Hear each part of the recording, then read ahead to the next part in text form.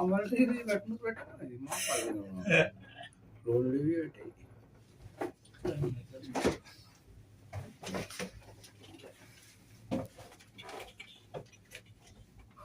Lake එක premium එක තියෙනවා. ඒක දැන් පල්ලෙහාට යනකොට ඊට පස්සේ බලන්න. දැන් මම කන්දර නගින්න කන්ද බලන්න නේ. ඒ හරියනම් පෙරරෙනවා.